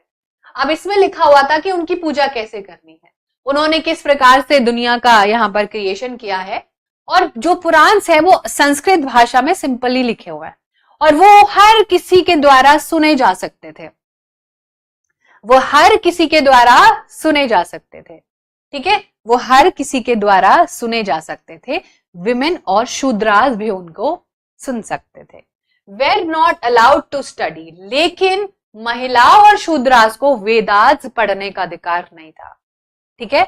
अब देखो हमारा जो सबसे 4 वेदास में जो सबसे इंपॉर्टेंट वेद है, दैट इज ऋग्वेद, ठीक है। कौन सा वेद है? जो हमारा ऋग्वेद है। इसी ऋग्वेद में 10th मंडल है। कोई बच्चा हमें बता सकता है इसके बारे में? इसी में ही एक हम लोगों को 10th मंडल देखने को मिलता है ऋग्वेद में। इसको कौन सा, क्या कुछ नाम है इसका? पढ़ने का क्या, जीने का यह अधिकार नहीं था? बहुत ही बढ़िया। 4 वेदों में से जो सबसे इंपॉर्टेंट है, that is the oldest also, and ये है ऋग्वेद। इस ऋग्वेद में एक 10th मंडल था जिसमें पुरुष सूक्ता होता था, ठीक है। पुरुष सूक्ता का क्या मतलब होता था? एक पुरुष है, उसकी एक फिगर है, और उस फिगर को कहा जाता था कि जो इंसान है वो 4 कैटेगरी में, 4 प्रणालियों में हम उसको बांट सकते हैं। अकॉर्डिंग टू पुरुष सूक्ता, जो सर से बना होगा, यानी कि जिसका क्रिएशन हेड होगा, वो सिर्फ पढ़ाई करेगा। या ये वेदास में लिखा था, यानी कि ऋग्वेद में, पहले वेद में, और वो ब्राह्मण्स होंगे। फिर आता था जो शोल्डर से बने हैं या चेस्ट से बने हैं, वो लड़ाई करेंगे, वो युद्ध करेंगे, और वो कौन होंगे? वो आपके क्षत्रिय होंगे। और जो थाइस से बने हैं, यानी कि जो थाइस से बने होंगे, वो बाकी सारे काम करेंगे, ट्रेड का, व्यापार का, एक्सेट्रा एक्सेट्रा। और जो लास्ट में जो पैर से बने होंगे, जो तल से बने होंगे, वो फीट, वो शूद्राज होंगे। और विमेन को भी कुछ खास यहाँ पर वेदास में पावर या फिर इन जनरल कोई अधिकार नहीं दिए गए थे। तो यहाँ पर इसी चार में, इसी मंडल में, यानी कि पुरुष सूक्ता था, और उसी पुरुष सूक्ता ने यहाँ पर चार कैटेगरीज में हम लोगों को ये पूरा जो है यहाँ पर बांटा हुआ था, जिसको हम चार वर्ण सिस्टम भी कहते हैं। वर्ण सिस्टम था और इसी में ही चार कैटेगरी थी। तो अब समझ में आया शूद्रास कहां से आए? ये जो शब्द है शूद्रास, ये इसी में ही यहाँ पर 4th नंबर पर आते थे। शूद्रास के बाद वैश्य आते थे, वैश्य के बाद क्षत्रिय आते थे, और क्षत्रिय के बाद ब्राह्मण्स आते थे। Excuse me. ठीक है, तो बताओ अब जल्दी से, तो जो ये वेद होते थे, ये वेदों में क्या पढ़ाया जाता था? इतना ढक्कन टाइट बन गया, बॉटल का भी नहीं खुल रहा है, अब पानी भी कैसे ही पिए, कितनी डिफिकल्ट लाइफ है। हाँ, ये बाकी सबको सर्विस प्रोवाइड करते थे। बहुत बढ़िया, किसने बोला है? सुधीर बेटा, बहुत बढ़िया। ये बाकी सबकी सेवाएं करते थे, साफ सफाई का काम करना। अब देखो ध्यान से सुनना, हम लोगों ने क्या किया ना,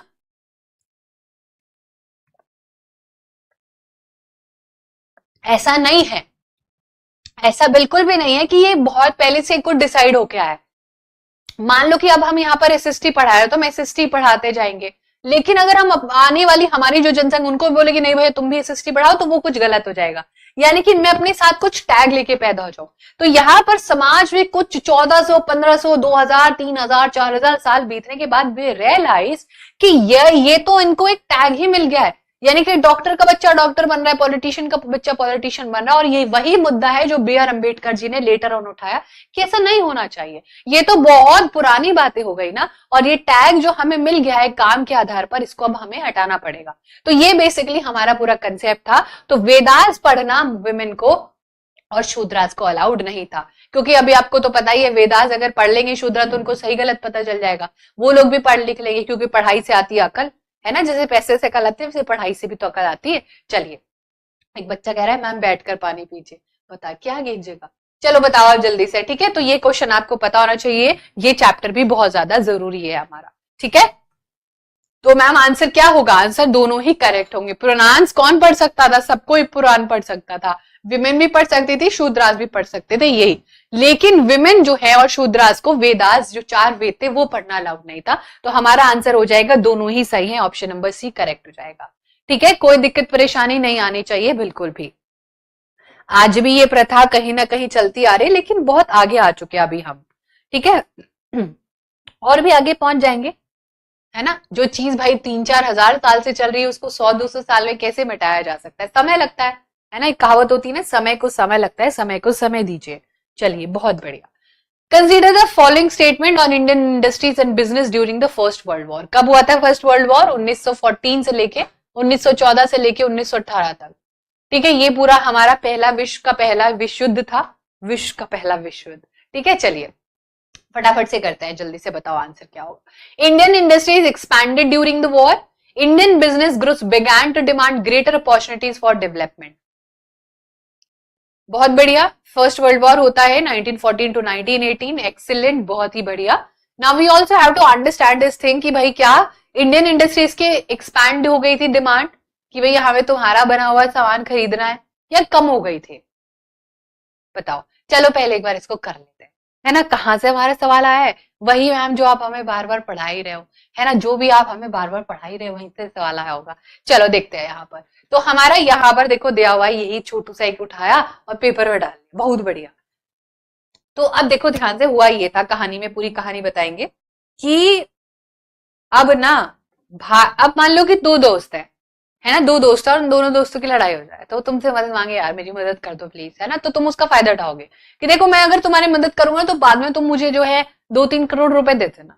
तो यही सेम भारत के लोगों के साथ भी हुआ। देखो ध्यान से सुनना, पूरा हिंदी में बता रहे, कहानी क्या इंग्लिश में लिखी हुई है। जब पहला विश्व युद्ध चल रहा था तो बहुत सारी आर्थिक तंगी और बहुत सारी राजनीतिक तंगी भारत में भी होने लगी, लेकिन डिफेंस एक्सपेंडिचर भारत के लोगों का बढ़ जाता है, यानी कि अंग्रेज अपना डिफेंस एक्सपेंशन बढ़ा देते हैं, गवर्नमेंट टैक्स भी लेने लगती है, मिलिट्री एक्सपेंडिचर बढ़ा, उसी के साथ साथ डिमांड भी बढ़ जाती है। अब भाई दो लोग लड़ाई कर रहे हैं तो उनको क्या चाहिए होगा, हथियार चाहिए होंगे, और हथियार बनाने के लिए हम लोग तो रेडी थे, वही हम हथियार बनाएंगे, हम जो है घुड़सवारी के लिए सारी चीजें बनाएंगे, है ना, जो पैर रख के घुड़सवारी होती थी ना, वो बहुत ज्यादा बना रहे थे हम लोग। तो इसीलिए ऑन दी अदर हैंड जब सब लोग सफर कर रहे थे, बिजनेसमैन की चांदी निकल गई। बिजनेसमैन की चांदी इसलिए लगी क्योंकि उन्हें मैम बहुत ज्यादा फायदा हुआ, क्योंकि उनकी डिमांड्स बढ़ गई, उनको रेलवे के सामान ज्यादा चाहिए होने लगे, उनको जूट बैग, भैया लोग भर भर के लेके जा रहे हैं जूट बैग में, ये सामान हमारे ज्यादा बिकने लग गए, क्योंकि भैया लड़ाई झगड़े में लड़ाई झगड़े के सामान चाहिए। जो जैसे मान लो कोरोना चल रहा है, और कोरोना चल रहा था तो क्या चाहिए था, मास्क चाहिए था, ऑक्सीजन सिलेंडर चाहिए, अभी चाहिए नहीं चाहिए ना। तो उस समय जिन्होंने मास्क बनाया, ऑक्सीजन सिलेंडर, आज वो करोड़पति बने बैठे हैं, तुम लोगों को पता भी नहीं होगा। तो सेम चीज यहां पर भी हुई कि जब विश्व युद्ध चल रहा था, जो विश्व युद्ध से रिलेटेड सामान बना रहा था वो यानी कि बिजनेसमैन थे। हाँ, सैनिटाइजर चाहिए था, तो अब सैनिटाइजर नहीं चाहिए, अभी कोई सैनिटाइजर नहीं रखता है, तब सबको सैनिटाइजर चाहिए था। तो यहाँ पर इस तरीके से लोगों ने घर पर बैठ बैठ के भी सारी चीजें बनाई, रातों रात उन्होंने चांदी कर ली अपनी, तो डेफिनेटली इंडस्ट्रियल गुड्स बने। और जब इंडस्ट्रियल, और अब किसी ने जब देख लिया, ओ भाई पैसे कमा के तो बड़ा मजा आता है ना, डिमांड टू सप्लाई इकोनॉमिक्स का पूरा फंडा चिपका देंगे इधर ही। तो जब इन्होंने देखा कि अच्छा इंडियन इंडस्ट्रीज तो काफी बड़ी बन गई, करोड़पति अरबपति बन गए, तो उन्होंने बोला कि अब तो हम क्या करेंगे, अब तो हम तांडव करेंगे, हमें और विकास चाहिए, अब हम लोगों को और ज्यादा चाहिए। अभी मैम ने 2 घंटे की मैराथन ली, अभी उनको 4 घंटे की मैराथन चाहिए, अब उनको मांगता है फुल इज्जत, है ना। तो इस प्रकार से यहाँ पर आपको चीजें देखने को मिलेगी कि बहुत सारे लोगों का नुकसान हुआ, लेकिन बिजनेसमैन का काफी फायदा हुआ है। सैनिटाइजर चिपका दिया सबको, फ्रॉड सैनिटाइजर चिपका दिया, मास्क में से हवा हर बार हो रही है, वो क्या ही बचाएगा तुमको, वो भी चिपकाया जा रहा है। क्या 2-2 हजार रुपए के चलान कोरोना में लगाए गए, क्या क्या किया, बहुत कुछ किया। तो अब बताओ कि डेफिनेटली मैम इंडियन इंडस्ट्रीज बहुत एक्सपैंड हुई, उनकी बहुत डिमांड मार्केट में आई, क्योंकि वहां के लोग तो लड़ रहे थे ना, उनके पास टाइम नहीं था अपने जूट बैग बनाने के लिए। इंडियन बिजनेस जो थे, ग्रुप्स थे, उन्होंने ज्यादा डिमांड्स बोली, और उनको अब बहुत ज्यादा अधिकतम विकास भी चाहिए होता था। ठीक है, अब जो है शिवांश कह रहा है कि अब मैं जा रहा हूँ बिजनेस करने, तो दोनों ही स्टेटमेंट करेक्ट है, ए और बी दोनों ही करेक्ट है। बताओ कोई दिक्कत कोई परेशानी, हाँ वही वाला दिल मांगे मोर वाला एटीट्यूड, बिल्कुल सही बात है ना। किसी को कितना भी, इंसान की नीयत बहुत खराब होती है भाई, बहुत खराब होती है, उसको कितना भी दोगे ना, उसे अगली बार कम ही लगेगा। ठीक है, उसको आप जो है मर्सिडीज दे दोगे तो उसको फरारी चाहिए होगी, तुम उसको फरारी चाहिए दे दोगे तो फिर उसे और कोई गाड़ी चाहिए होगी, वो उसकी नीयत नहीं भर सकती।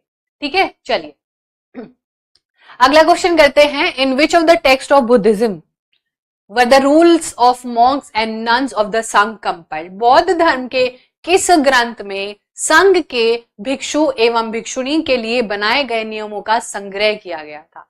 Is it Vinaya Pitaka, is it Sutta Pitaka, is it Abhidhamma Pitaka, या फिर जातक? बताओ भाई आंसर क्या होगा। प्रूफ डाल दिए लेकिन आंसर नहीं बताएंगे। यहाँ पर ये रहा हमारा पूरा चैप्टर है, ये इंडियन हिस्ट्री की जो थीम्स है उसी का चैप्टर है, यहाँ पर दिया हुआ है विनय पिटक में ऐसी ऐसी बातें लिखी हुई थी, लेकिन आपको पता है आंसर फिर भी आपको ये होमवर्क में करना है। होमवर्क में ये नहीं करना, होमवर्क में ये बताना है कि कौन सा चैप्टर है। ठीक है, तो विनय पिटक में ये सारी बातें दी हैं, बुद्धिज्म धर्म में कुछ बातें होती थी जैसे जो कि लिखी गई थी, तो इसी में से विनय पिटक में कि मॉन्क्स को आज भी लोग, बहुत सारे मॉन्क्स होते हैं जो भिक्षु बन जाते हैं, ऑरेंज कलर के वस्त्र धारण करते हैं वो लोग, और वो कैसे रहेंगे, उनका क्या जो है रहने का तरीका होगा, वो जो है विनय पिटक में ही यहाँ पर आप देख सकते हो बॉक्स में से, कहाँ गया ये जो है बॉक्स में से हम लोगों को सवाल पूछा गया है, आपको ये पता होना चाहिए। ठीक है, तो यहाँ पर पूरा का पूरा दिया हुआ। ठीक है, उसी के बाद आपको सूत पिटक अभिधम्म पिटक में भी सारी बातें दी हुई हैं, बुद्धास टीचिंग इंक्लूडेड है सूत पिटक में, अभिधम्म में फिलोसफिकल चीजें हैं, और ये सब कुछ यहाँ पर बहुत इंपॉर्टेंट है। ठीक है, पढ़ लेना इसको, चैप्टर बताना कौन सा है ये, सर्च करके। बहुत आसान सवाल है, कोई एक्सप्लेनेशन चाहिए होगी जल्दी से बताओ। बिल्कुल, विनय पिटक में मॉन्क्स को और जो है इनको कैसे रहना था नन्स को, वो दिया हो। ठीक है, कल को अभिधम्म भी पूछ सकते हैं, कल को ये आपसे सूत पिटक भी पूछ सकता है, दोनों तीनों पता होने चाहिए। ठीक है, जल्दी से बताओ। People who study historical object are called, क्या कहते हैं उनको जो है ऐतिहासिक चीजों को पढ़ते हैं?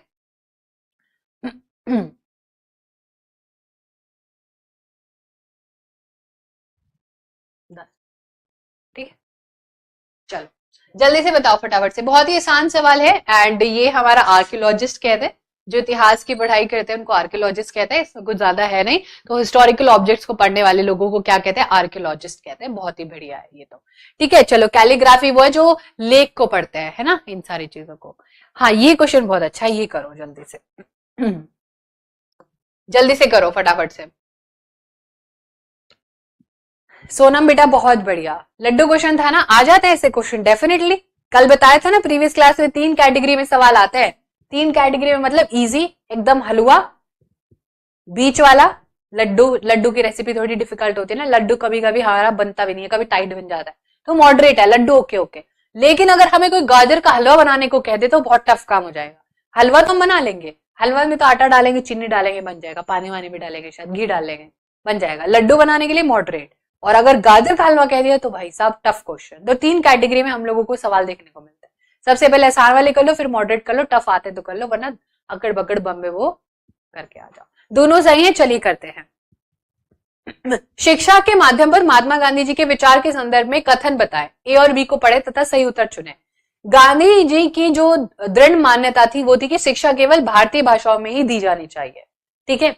अंग्रेजी में शिक्षा भारतीयों को अपने ही भूमि पर अजनबी बना रही थी, बिल्कुल सही बात है।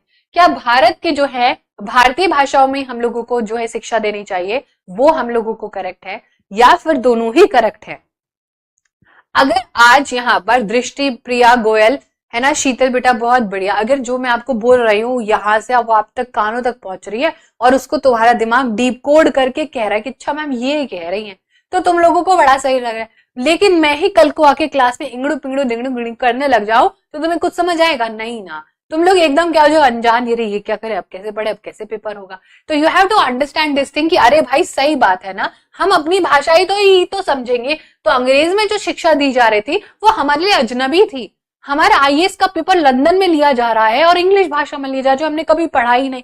तो बिल्कुल सही बात है, दोनों ही करेक्ट है। और गांधी जी चाहते थे कि केवल भारत की भाषा, अब इसमें हिंदी तो भी नहीं लिखा है, इसमें एक लैंग्वेज की तो कोई बात होनी नहीं, तो दोनों ही स्टेटमेंट एब्सोल्युटली करेक्ट होंगे। तो बोथ जो है ट्री और वो एक्सप्लेन भी करता है बिल्कुल, यानी कि जो भी बच्चे यहाँ पर ये वाला बी वाला सही है, ठीक है।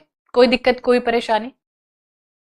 ठीक है सोनाली बेटा बहुत बढ़िया। चलिए भाई अगला सवाल करते हैं तुम्हारी स्क्रीन पर, ये रहा, काफी बड़ा सवाल है, इसका आधा हिस्सा पीछे भी है, पहले इसको पढ़ लो। आधा क्या, बहुत सारा हिस्सा पीछे है इसका, आधे से भी ज्यादा हिस्सा तो इसका पीछे है।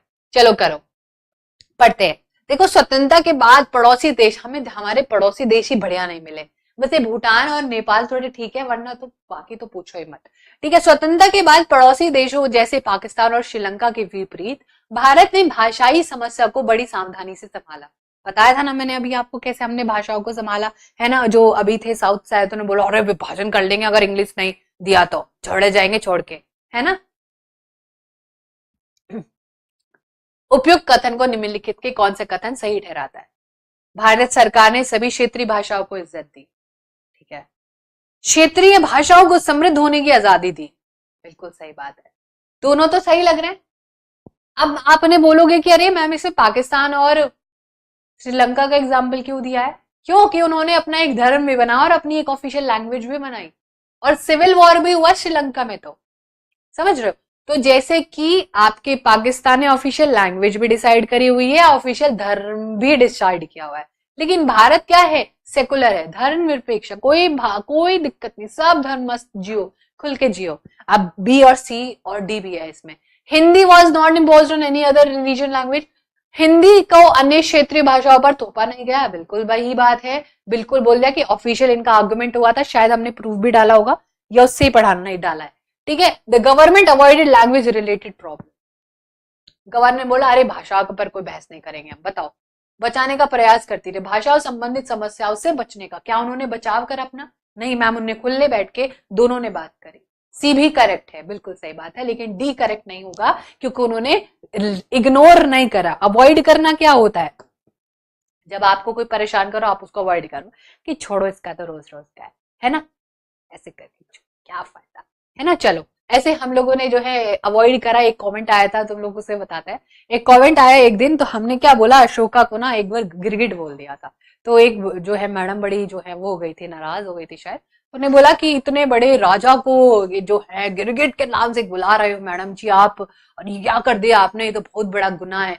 अरे भाई, जिस इंसान ने पूरा गांव खत्म कर दिया, जिस इंसान ने अपने 99 भाई मार दिए, उसको हमने गिरगिट कहते तो तुम्हें इतना बुरा लग गया? बताए, उसने नहीं सोचा है ना कि अरे भाई इंसान को जान से मारो तब खून खराब करो, चारों तरफ खून ही खून है, तब तुम्हें बड़ी दया नहीं आई उसके खिलाफ।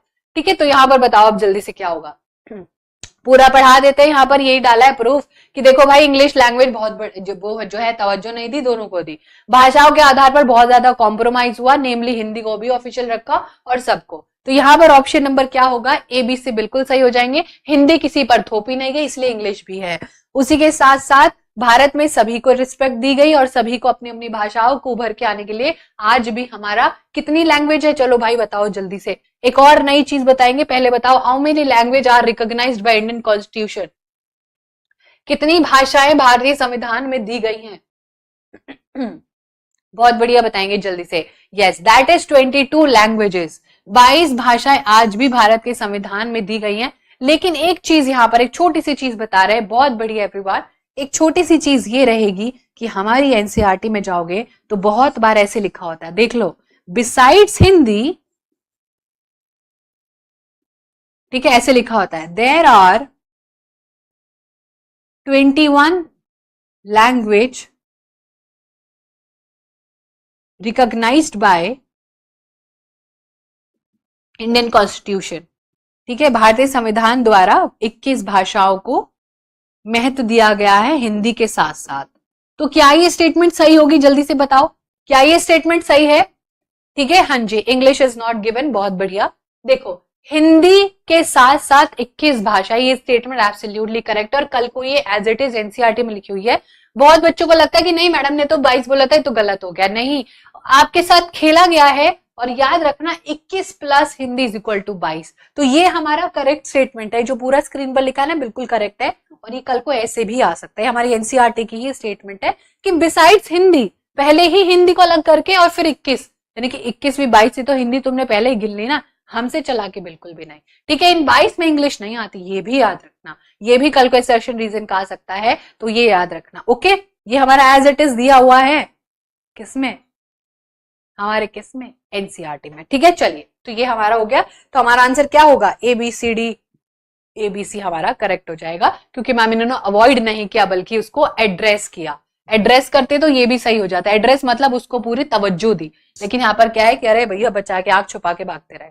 चलो बताओ जल्दी से, अभी बताया था सवाल, एक का भी गलत नहीं होने चाहिए, बताओ जल्दी से।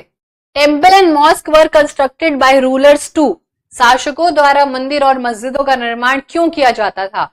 क्योंकि वो भगवान के साथ अपनी घनिष्ठता घोषित करने के लिए, क्योंकि भगवान इज इक्वल टू पावर, और अगर हम भगवान के जितने पावरफुल है तो हम भी पावरफुल है ना, जैसे कहता है ना, जो कि खरबूजे को देख के खरबूजे रंग बदल लेता है, बिल्कुल भाई। शक्ति और वैभव प्रदर्शन के लिए, डेमोन्स्ट्रेट पावर एंड वेल्थ, पुजारी वर्ग को संतुष्ट करने और उनका समर्थन पाने के लिए। तीनों ही करेक्ट है, एबीसीडी करेक्ट है। टेम्पल वाला जो अभी चैप्टर पढ़ाया था, इसमें हमने प्रूफ शायद नहीं डाला होगा, क्योंकि एक आसान है काफी। ठीक है, तो यहां पर बताओ जल्दी से आंसर क्या होगा, फटाफट से। डी होगा, बिल्कुल करेक्ट होगा।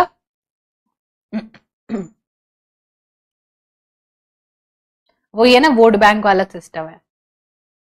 चलो बिल्कुल सही बेटा, डी होगा, बिल्कुल करेक्ट है, ऑप्शन नंबर डी हमारा करेक्ट। अरे कहाँ जा रहे हो, ठीक है, ऑप्शन नंबर डी हमारा बिल्कुल करेक्ट है, एबीसी हमारा तीनों ही करेक्ट है। चलिए अगला सवाल करते हैं, बहुत सुंदर, चलो करो फटाफट से। ये जो चैप्टर है ये भी बहुत जरूरी है, ठीक है। चांदनी, एक तरीके से हम ऐसे कह सकते हैं कि अगर तुम मुझे राजी कर दो तो मैं तुम्हें एक्स्ट्रा नंबर दे दूं, है ना, वही वाली बात है। एक कहावत, मेरे को कहावतें बहुत याद आती है, अभी याद नहीं आ रही, लेकिन वो वाली कहावत, जब आप किसी को अपना दोस्त बना लो, जब आपको काम हो तो ऐसा कुछ कहावत बता देना, ठीक है, ठीक है। चलिए अश्विनी बेटा बहुत बढ़िया, शीतल पूजा आंसर बताएंगे। सब बच्चों को लग रहा है Bombay, Kolkata, Madras, Surat. First cotton spinning mill was set up in, पहले इस सवाल को छोड़ देते हैं। लेकिन हम पहले इसका प्रूफ देख लेते हैं और इस चैप्टर में है क्या पूरा का पूरा। देखो ये चैप्टर है हमारा weavers, iron smelter and factory owners. अब इस चैप्टर में हमें ये दिया हुआ है, देखो हमें चैप्टर में ये दिया हुआ है कि देखो इन्होंने आपका राजनीतिक जीवन छीन लिया, इन्होंने आपका सामाजिक जीवन छीन लिया, है ना, इन्होंने आपसे सब तो छीन लिया, लेकिन उन्होंने सोचा क्यों ना लोगों का जो काम करने का तरीका उसको भी छीन लिया जाए, वो भी लोगों से कंट्रोल कर लिया जाए। तो ये चैप्टर हमें यही सिखाता है कि किस प्रकार से जो फैक्ट्री वर्कर्स थे, जो लोग वीवर्स थे यानी कि जो हाथ से बुनाई का काम करते थे, किस प्रकार से हम उनकी जिंदगी में हस्तक्षेप कर दें। तो इन्होंने हमारी जिंदगी में हस्तक्षेप किया भी। अगर मान लो आप हाथ से कुछ चीज बना के बेच रहे हो, तुम्हारा बहुत बढ़िया काम चल रहा है, और एकदम से तुम्हारे साइड वाला एक मशीन लेके बैठ जाए और लोग उसके पास आए, वो एक क्लिक में आपको क्या दे दे, वो चीज बना के दे दे, और वही चीज आपको 3-4 दिन लग रहे हैं हाथ से बनाने में। तो डेफिनेटली हमारे फैक्ट्री वर्कर्स की, हमारे व्यूवर्स की जो आयरन एंड स्टील का काम करते थे, इसमें आपको टाटा एंड स्टील का जिक्र दिखेगा, इसमें आपको नए नए इन्वेंशंस दिखेंगे जैसे कि स्पिनिंग जेनी, ये सारी चीजें करवाएंगे चैप्टर को। तो यहाँ पर कॉटन मिल्स का भी एग्जाम्पल है कि किस प्रकार से मील आने लग गई। अब मील आने लग गई कि मान लीजिए वर्तिका यहाँ पर जो चीजें हैं वो दिन में 12 बना रही थी, लेकिन मील के बाद वो चीज 12,000 बन जाती है, क्योंकि एक बटन ही तो बनाना है लाइट जलाने के लिए, लेकिन लैम्प से बढ़ने के लिए उसकी बत्ती लगानी पड़ेगी, उसको लैम्प में लगाना पड़ेगा, तेल लगाना पड़ेगा, फिर भी कम रोशनी आई, मेहनत करनी पड़ेगी और वो चलेगा भी कम। बिजली से स्विच जलाया, लाइट आ गई। समझ रहे हो? तो इस प्रकार से टेक्नोलॉजी ने हमारी जिंदगी को आसान बनाया, लेकिन बहुत सारे लोगों के उनका व्यापार भी छीन लिया। तो अब देखो, the first cotton mill India was set up a spinning mill in Bombay 1854. From the early 19th century Bombay बहुत इंपॉर्टेंट था। अब बॉम्बे इंपॉर्टेंट क्यों था वो आप जानते हो कि बॉम्बे पास है गुजरात के, और गुजरात में बहुत बढ़िया कॉटन होती है। और कॉटन होती है कौन सी सॉइल पर, जल्दी से बताएंगे। कॉटन होती है ब्लैक सॉइल पर। ब्लैक सॉइल को किस और नाम से जानते हैं? ब्लैक सॉइल को ही रेगूर सॉइल के नाम से जानते हैं। और मैम क्योंकि महाराष्ट्र और जो हमारा गुजरात है वहां पर ब्लैक सॉइल का काफी अच्छा प्रोडक्शन होता था, तो इस वजह से मुंबई में ये कॉटन की मिल सबसे पहले 1854 में लगाई जाती है। और ये सवाल आपका टीजीटी में भी आया हुआ है। टीजीटी बोले तो जो टीजीटी के एग्जाम है केवीएस के, DSSB के, और बाकी आप लोग देख लेना जो है चंडीगढ़ टीजीटी में भी ये सवाल आया हुआ है। सवाल कैसे आया, साल पूछा था। ठीक है, इस चैप्टर को करेंगे। चैप्टर का नाम है weavers, iron smelter and factory owners. ठीक है, चलिए बहुत बढ़िया। तो इस प्रकार से यहाँ पर बॉम्बे जो है यहाँ पर आंसर हो जाएगा, और ये हमारा करेक्ट आंसर हो जाएगा। ठीक है, बॉम्बे में लगाई गई थी, काफी बढ़िया ये था हमारा जो है काम। चलिए लास्ट क्वेश्चन करते हैं, सवाल का सॉरी सेशन का लास्ट सवाल करते हैं। करो लास्ट सवाल। बहुत बढ़िया शीतल, वेरी नाइस।